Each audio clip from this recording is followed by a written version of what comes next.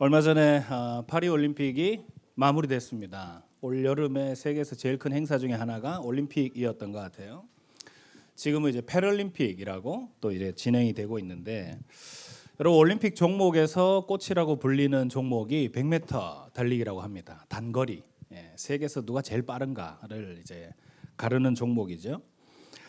오늘은 제가 단거리 선수를 한 명, 이렇게 올림픽에서 굉장히 유명했던 선수 한 명을 좀 소개하면서 말씀을 나누고 싶습니다.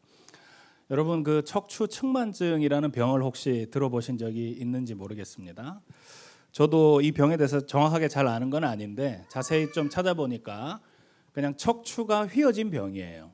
척추가 휘어졌는데 휘어지다 보니까 몸의 중심이 한쪽으로 치우치게 되는, 그래서 골고루 이 골반이 움직이게 되는데 한쪽으로 치우치게 되니까 단거리 선수들이 이 병에 걸리면 거의 선수 생명이 끝난다고 합니다.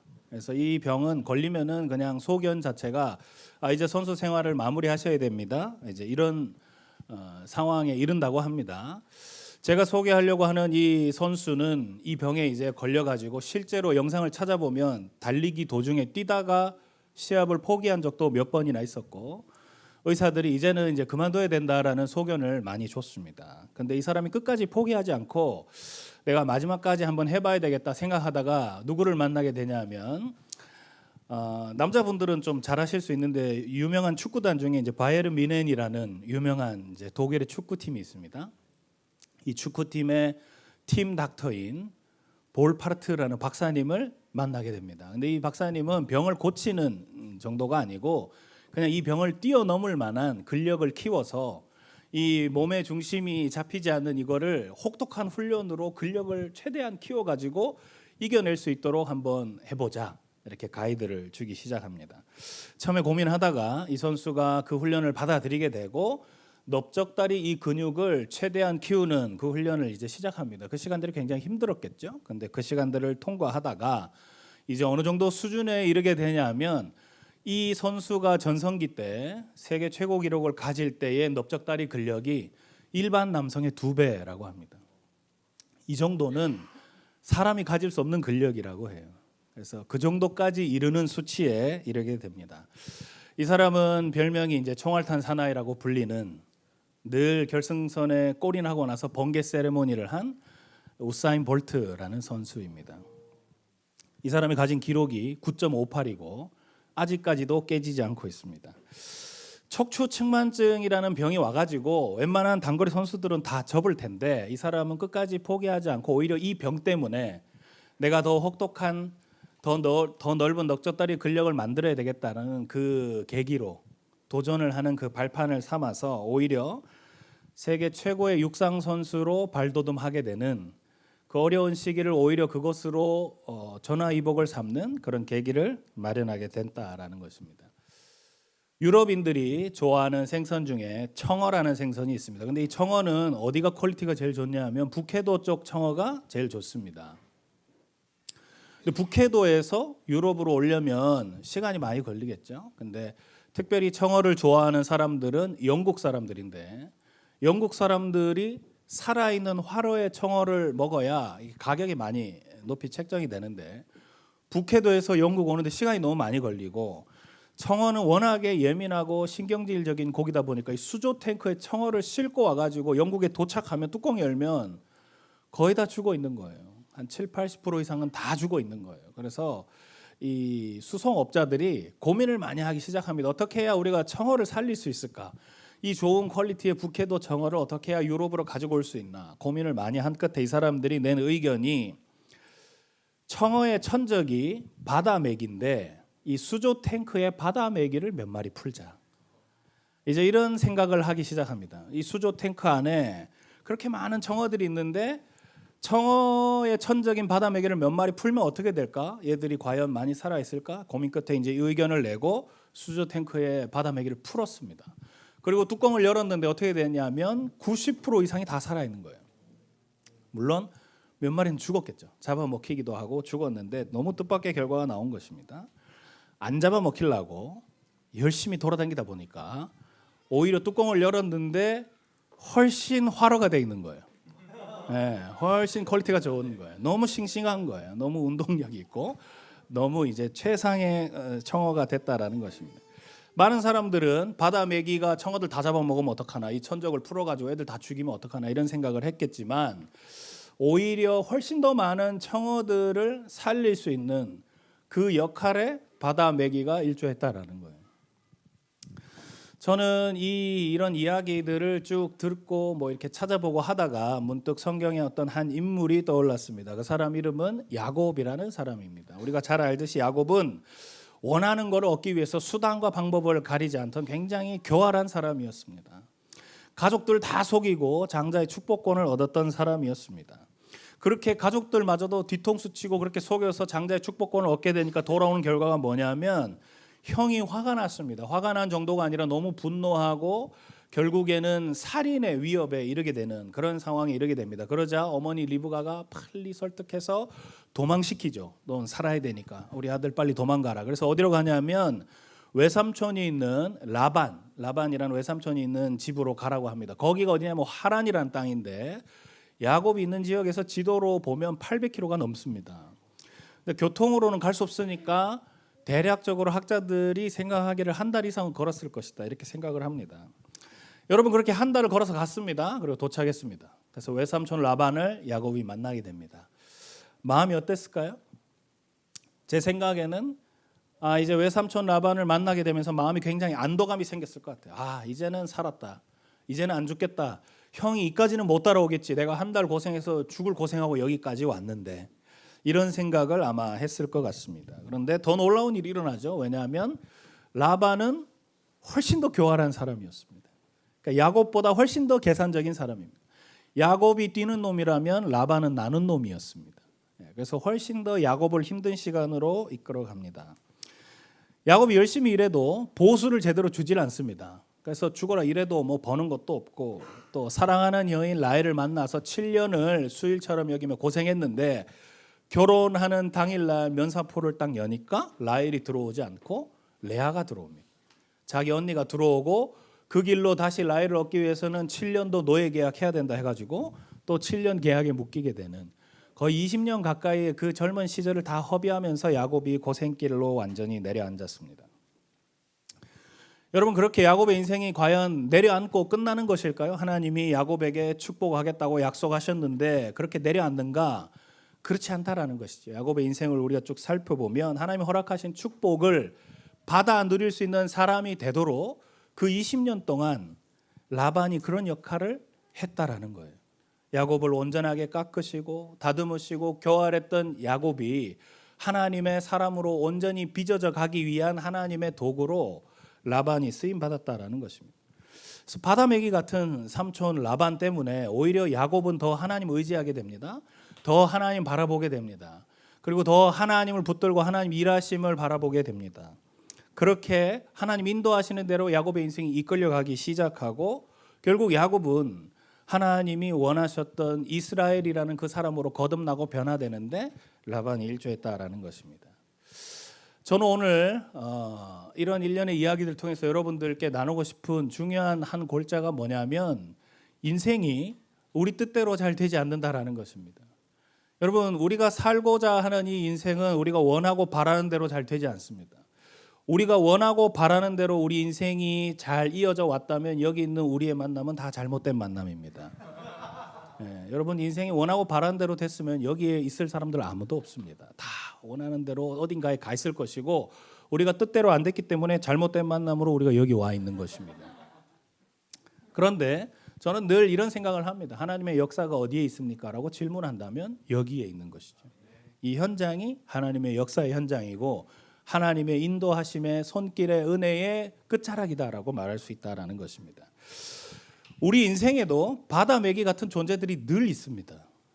여러분 인생에도 척추측만증 같은 고통의 시간들이 늘 도사리고 있습니다. 그래서 그런 시간들 우리를 절망케 하고 우리를 낙심케 합니다. 우리 마음을 힘들게 합니다. 그러나 우리를 약하게 만들고 우리를 힘들고 어렵게 하는 그러한 존재들이 오히려 우리를 강하게 만들고 우리를 하나님 손 아래서 온전케 빚어가시는 하나님의 방법이다라는 것을 여러분 잊지 마시기 바랍니다. 사람들은 우리 인생이 우리 뜻대로 되는 것이 내 마음대로 되는 것이 행복이고 은혜라고 생각하지만 진짜 은혜와 진짜 축복은 뭐냐 하면 내 마음대로 되는 인생이 아니라 하나님 손에 이끌려가는 인생, 그리고 하나님 뜻대로 우리 인생이 풀려져 가는 것이 행복한 인생이고 은혜로운 인생인 줄 믿습니다. 여러분, 오늘 우리가 읽은 본문은 바울이 자기 육체에 가시를 놓고 기도하던 장면입니다. 많은 학자들은 바울이 간질이란 질병을 앓았을 것이다 라고 추측하고 있습니다. 사실 정확한 질병이 뭔지는 알 수 없습니다. 근데 분명한 건 뭐냐면 당시에 바울은 자기가 가진 이 육체의 질병이 당시 의학으로는 고칠 수 없는 수준이었다라는 것입니다. 그리고 언제 죽을지 모르는, 언제 내 생명이 멈출지 모르는 불안과 두려움으로 인해서 하나님 앞에 간절하게 기도했던 시간을 가졌다라는 것을 우리는 말씀을 통해서 확인할 수가 있습니다. 그래서 이 질병을 놓고 바울은 열심히 기도했습니다. 그런데 하나님이 응답하시기를 이 병을 고쳐주겠다라고 응답하시는 것이 아니라 전혀 생뚱맞게 응답을 하십니다. 고린도후서 12장 7절에서 8절을 오늘 우리가 읽지 않은 이 본문 바로 앞 구절을 한번 화면을 통해서 보도록 하겠습니다. 여러분들이 한번 읽어보겠습니다. 시작.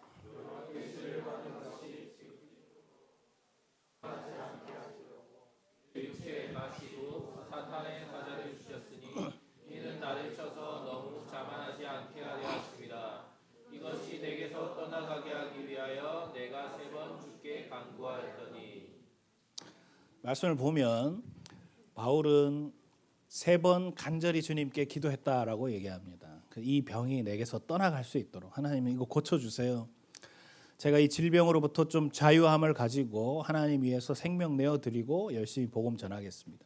바울은 제가 봤을 때 살고 싶어서 이걸 고쳐달라 한 것 같지는 않습니다. 언제든지 순교하려고 결단해 있는, 늘 자신의 인생의 목적지는 로마였죠. 가서 내가 죽겠다 이런 결단한 사람이기 때문에 이 질병을 통해서 내가 살아야 되겠다라는 의지로 기도하는 것이 아니라 내가 이 질병 때문에 복음을 전하고 이방의 교회를 세우는 일이 막히는 일이 없도록 거기에 대한 절실한 기도였음에도 불구하고 하나님이 그 기도를 들어주시지 않습니다. 오히려 하나님의 응답은 내 은혜가 너에게 족하다 이런 응답이었습니다. 근데 저는 이런 대답을 들을 때마다 늘 저도 목사지만 퀘스천이 듭니다. 왜냐하면 내 뜻대로 안 됐는데, 내가 그렇게 간절히 원하고 바랬는데 그렇게 해주지 않는데 이게 뭔데 은혜가 되고 내게 감사의 제목이 되냐라는 것입니다. 그리고 왜 이런 고난들이 우리에게 유익이 된다라고 신앙의 선조들은 그렇게 수도 없이 외쳤냐라는 것입니다. 여러분, 우리 성도님들은 뭐 저에 대해서 많이들 아시는 분들이 여기 계셔서 특별히 따로 설명할 필요는 없겠지만 저희 딸도 굉장히 힘들고 어려운 시간을 보냈습니다. 이 희귀 난치병의 이 투병 생활을 10년을 했습니다. 그리고 10년 지나고 나서 딱 만 10살 되던 해에 간 이식을 진행하게 됐습니다. 제가 그때를 지금도 생각해 보면 이제 3년이나 지난 일이지만 지금 생각해 보면 내가 원하는 대로 되는 건 하나도 없었습니다. 내 뜻대로 되는 것도 하나도 없었습니다.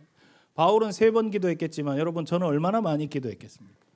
저의 10년 동안 제가 얼마나 많은 입술로 제 기도 제목으로 우리 아이를 치료해 달라고 하나님 앞에 내뱉었겠습니까? 저는 그 시간을 통과하는 것이 절대로 쉽지 않았고 간이식까지 이르게 됐을 때 그 상황은 제가 너무 마음에 낙심이 많이 됐습니다. 제가 솔직한 심정으로 이렇게 기도한 적이 많았습니다. 하나님 왜 이렇게까지 하십니까? 굳이 이렇게까지 해야 될 이유가 뭐가 있습니까? 어차피 고치시고 어차피 회복시키시고 정말로 우리 가진 사랑에서 살려주실 거면 굳이 이렇게까지 하실 이유가 뭐가 있습니까? 여러분, 우리도 살아보면 내 힘으로 안 되는 상황들이 반드시 오는 경우들이 있습니다. 돈으로 안 되는 경우들이 분명히 찾아옵니다. 많은 사람들은 큰 돈을 가지고 있으면 내 삶이 평안하고 무슨 문제든지 다 해결할 수 있고 그것이 정말로 내 인생의 하나님인 것처럼 여기면서 살기 때문에 돈을 쫓아 살지만 돈으로도 안 되는 일들이 많습니다. 권력으로도 안 되는 일이 많습니다. 내 능력으로도 안 되는 일이 많습니다. 내 주변 사람으로도 안 되는 일이 많습니다. 그런 일들은 얼마든지 찾아오기 마련입니다. 제가 그랬습니다. 제 인생이 그랬습니다. 너무 막막하고 너무 두렵고, 그래서 제가 예전에 제가 썼던 글들을 찾아보면 제가 썼던 글 중에 이런 글들이 있습니다. 하나님, 저는 내일 아침이 안 찾아오면 좋겠습니다. 내일 아침에 해가 뜨지 않으면 좋겠습니다. 제가 이런 글을 적은 것도 제가 찾아서 보게 됐습니다. 여러분, 제가 그렇게 절실하고 내 뜻대로 안 되는 그런 상황에 놓였을 때, 벼랑 끝인 것 같은 그런 인생의 순간에 놓였을 때 제가 했던 기도는 장황한 기도가 아니라 딱 한 문장이었습니다. 다른 기도할 필요가 없는 거예요. 다른 말이 나오지도 않습니다. 그냥 딱 한 문장. 하나님 도와주세요. 하나님 살려주십시오. 여러분 다른 기도할 이유가 뭐가 있겠습니까? 그냥 저는 지금도 돌이켜보면 이 한 문장이면 충분했고 그 한 문장을 수도 없이 외쳤던 것 같습니다. 여러분 제가 뭘 말씀드리고 싶냐면 여러분도 반드시 여러분 인생에 도움이 하나님의 도우심이 필요한 그 순간들이 반드시 찾아오게 돼 있습니다. 어쩌면 그런 순간이 찾아올 때가 되면 여러분 인생이 너무 무력해 보이고 너무 무능해 보이고 내가 할 수 있는 건 아무것도 없고 이제 내가 뭘 할 수 있는가 그런 상황 가운데 여러분들이 절망스러울 수도 있겠지만 저는 이 시간 여러분들에게 자신 있게 선포할 수 있는 것이 한 가지 있는데 그것은 뭐냐면 그 시간을 통과하는 그때가 가장 큰 은혜고 가장 복된 시간임을 여러분 믿으시기 바랍니다.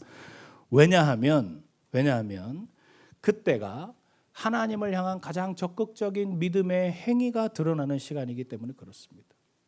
하나님 도와주세요. 하나님 살려주세요. 여러분 입술에서 다른 방법이 하나도 없고 이 말이 나올 때가 되면 그때가 가장 하나님을 향한 적극적인 내 믿음이 드러나는 시간이다라는 것입니다. 하나님 말고는 답이 없는 시간이기 때문에 이제 내가 할 수 있는 거 다 했고 아무것도 할 수 없기 때문에 그 시간이 하나님만을 딱 붙들 수밖에 없는 나의 어떤 순전한 믿음이 드러나는 시간이기 때문에 그 시간이 가장 복된 시간이고 그 시간이 가장 놀랍게 하나님이 일할 시간이다라는 것입니다. 그래서 내가 약한 그때가 하나님이 강하심이 드러나는 시간이기 때문에 가장 은혜롭고 복된 시간이다라는 것이. 제가 그랬습니다. 하나님 도와주세요. 하나님 살려주세요. 하나님이 은혜를 베푸시지 않으면 우리 가정에 하나님이 여기서 우리 딸을 건져주시지 않으면 우리 가정에 아무런 소망이 없습니다. 제가 그렇게 기도하기 시작하니까 제 인생의 관점이 딱 한 가지가 바뀌었습니다. 그때가 오면 어떤 일들이 일어나게 되냐면 내 인생의 진짜 주인이 하나님이시다라는 것을 깨닫게 된다라는 것입니다. 하나님이 내 인생의 진짜 주인으로 임하시는 때가 그런 고백을 하게 되는 때다라는 것입니다.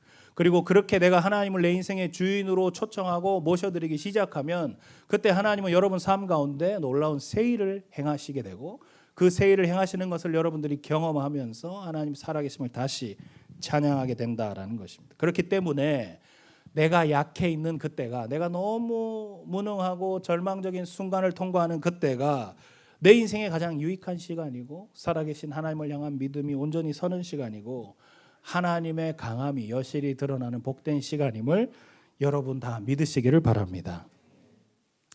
어떤 교회에 주차장을 소유하고 있는 교회 바로 옆에 땅을 이제 주차장을 소유하고 있는 한 성도님이 있었습니다. 그런데 그 교회에 주차장이 없다 보니까 이 옆에 땅을 소유한 성도님이 주차장을 이렇게 렌트해 주시면 너무 좋겠는데 이런 생각이 들었는데 때마침 이 성도님이 자기 주차장을 헌신해서 이렇게 드리기로 했습니다.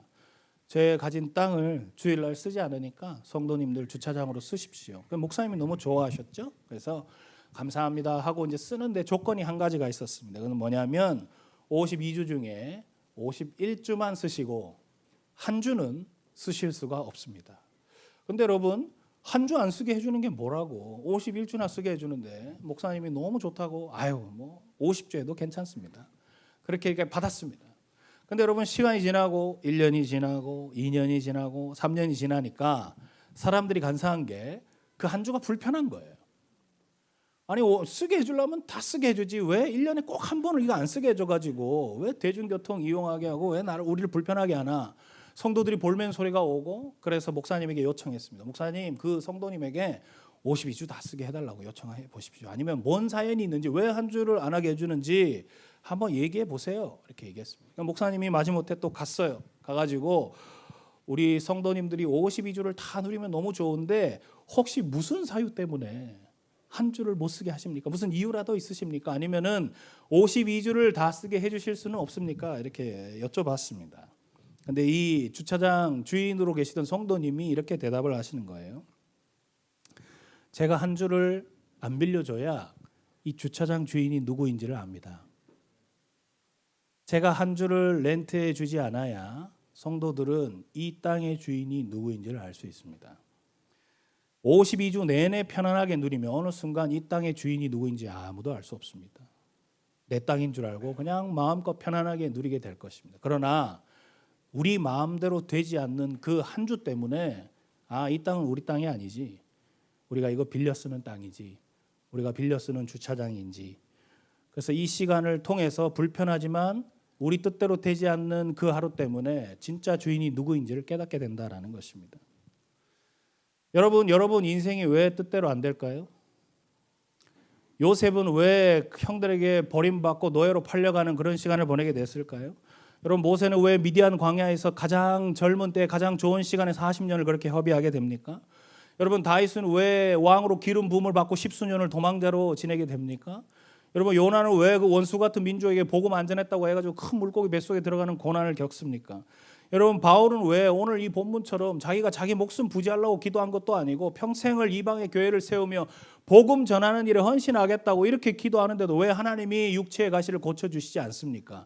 왜 예수님은 지고 싶지 않은 그 십자가 이 고난의 잔을 가능하면 걷어달라고 했는데도 걷어주시지 않고 하나님 뜻이 이것이라는 그 말씀 앞에 겟세마네 동산에서 왜 순종하십니까?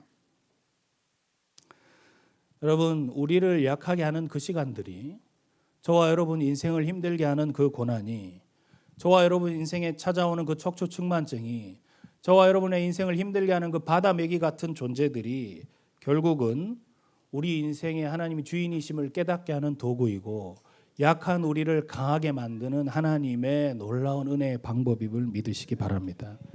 그리고 그 시간들을 통해서 우리는 우리의 주권을 하나님 앞에 내어드리는 순종을 배우는 거예요. 이 시간이 하나님의 시간이구나. 하나님이 일하시는 시간이구나. 하나님께 붙들려가는 때이구나. 여러분 내 인생이 막혔어요. 원하는 대로 잘 안 돼요. 그래서 하나님은 왜 이렇게 하십니까가 아니라 하나님이 내가 생각한 것 이상으로 더 놀라운 세일을 내 인생 가운데 행하시나 보다. 그렇게 우리가 믿음의 전환이 일어나기 시작하면 오히려 하나님이 여러분 믿음을 기쁘게 받으시고 더 놀라운 세일을 행하실 줄을 믿습니다.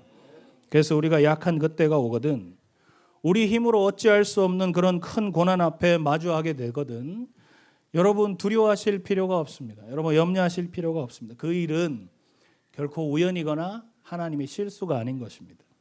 우리 삶의 주인 되신 하나님께서 여러분 인생의 핸들을 붙들고 운전해 가시는구나라는 사인으로 여러분들이 의연하게 받아들이셔야 한다는 것입니다. 그런 믿음과 신뢰를 보일 때 우리가 하나님 손에 붙들린 인생이 돼서 하나님이 여러분 인생의 주인 되셔서 더 놀라운 세일 가운데로 여러분들을 인도해 가신다라는 것입니다. 저는 얼마 전에 몽골을 다녀왔습니다. 몽골을 다녀왔는데 여러분 세움교회도 이 몽골 프로젝트에 참여하셨죠?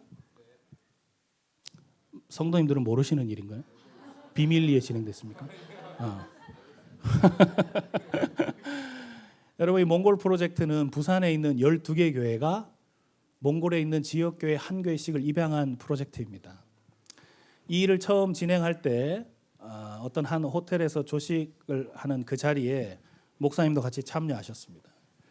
저도 그때 같이 참여했습니다. 저희 교회도 함께 했기 때문에. 근데 여러분 거기에 모인 교회들이 다 성도들이 1000단위 이상의 큰 교회들이 다 모여 있는 거예요.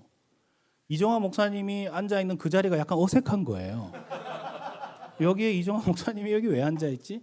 이게 감당이 혹시 될까? 제 인간적인 생각, 여러분들을 비하하는 발언이 아니라 뭐 포도원 교회, 무슨 교회 이런 교회 목사님들이 다 앉아 있으니까. 그런데 이 12개 프로젝트에 이 입양을 해서 교회를 세우는 그 일에 뭐죠? 그 일에 세움교회가 참여하게 됐다라는 거예요. 여러분 제가 다른 얘기를 하려는 게 아니라 세움교회에 지나온 세월들을 보고 세움교회가 하고 있는 사역들을 보고 조금 전에도 필리핀이라든지 이런 사역들을 볼 때마다 제가 늘 느끼는 것이 있습니다. 규모의 논리로 일을 하는 게 아니구나. 약한 것 같지만 오히려 하나님의 강하심이 여실히 드러나는 교회구나. 저는 여러분들 진심으로 격려하고 축복하고 싶습니다. 제가 몽골에 같이 가서 여러분 교회 현판을 물론 목사님 못 가셨고 다른 교회들도 거의 못 왔어요. 저희 교회가 일단은 저희 목사님이 월드비전하고 같이 사역하는 거기 때문에 대표로 가셔가지고 현판도 하고 이렇게 둘러봤지만 여러분들 너무 놀라운 일을 하셨고 여러분 몽골은 가보시면 아시겠지만 화장실이 너무 잘 안 돼 있어요. 화장실이 옛날 제가 너무 어릴 때 할머니 집에서 보던 그 나무로 된 그 다리에 이 볼일을 보면 조금 있다가 소리가 들리는, 떨어진 소리가, 진짜 그런 곳이에요. 그런 곳이라서 화장실을 만드는 게 뭔 의미가 있나 싶었는데, 제가 가서 직접 만들어진 화장실을 보니까 어느 정도냐면 사람들이 그 화장실을 보러 와요. 화장실을 구경하러 오는 거예요. 그리고 그 화장실을 쓰고 싶은 거예요. 여러분, 화장실로 선교하는 것입니다. 아니, 그 담임 목사님이 그렇게 얘기했어요. 현지 교회 목사님이, 나는 이 화장실이 이렇게 많은 사람들을 교회 문턱을 넘는 도구가 될 줄 몰랐습니다. 현판식 할 때 그런 말씀을 직접 하셨어요. 근데 그런 일들에 여러분들이 직접 가서 보면 너무 좋겠지만 여러분들이 그렇게 쓰임 받고 있는 것이에요. 약한 것 같지만 오히려 하나님의 더 훨씬 더 큰 은혜의 축복의 통로로. 처음에 사실 이 일을 시작할 때 목사님이 걱정이 많으셨어요. 우리 성도님들에게 부담을 주는 것은 아닌가, 이렇게 큰 재정을 어떻게 하지. 근데 여러분 보세요. 여러분들이 감당하고도 남고, 제가 듣기로는 돈도 제일 빨리 낸 걸로 알고 있습니다. 12개 교회 중에 거의 선두그룹에서 돈을 제일 빨리 낸 걸로 알고 있어요. 대단한 교회죠. 저희 목사님하고 저는 이제 오랜 시간을 가까이 배워왔습니다. 목사님하고 이제 굉장히 친밀하고 가까운 사이인데 할 말 못할 말 다 하는 그런 사이죠. 네. 근데 목사님 항상 저에게 하시는 얘기가 있습니다. 뭔 얘기 하시냐면, 자기는 말주변이 너무 없고 억양도 안 좋고 뭐 설교자로서 뭐 너무 무능하고, 제가 그 카톡을 볼 때마다 이런 거짓 선지자가 다 있나. 근데 제가 보니까 하나님이 이 목사님을 들어 쓰시는 이 비결이 뭘까 생각해 보면 그런 겸손함에 있는 것 같아요. 자신의 약함을 하나님 앞에 드러내고 하나님의 강하심이 드러나도록 내어 맡기는 그런 삶을 사니까 입술이 둔해도 사투리 써도 얼굴이 좀 못나도 하나님 놀랍게 쓰신다라는 것입니다. 쓸데없는 얘기 이제 그만하고 말씀을 마무리하려고 합니다. 여러분, 우리 인생은 하나님의 것입니다. 여러분 믿으십니까? 저와 여러분이 인생의 주인이 하나님이심을 정말로 믿으십니까?